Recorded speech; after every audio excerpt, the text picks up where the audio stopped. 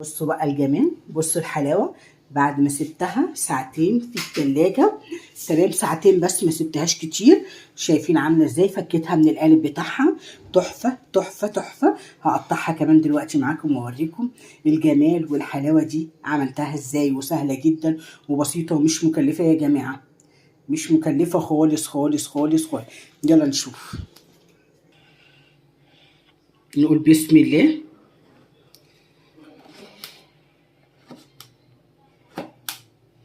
اي قطعه مانجا عندك فراوله مش عايزه تجيبي مانجا، مفيش مشكله، عندك كيوي، عندك اي نوع فاكهه، سهل جدا على فكره، مش صعبه خالص خالص خالص.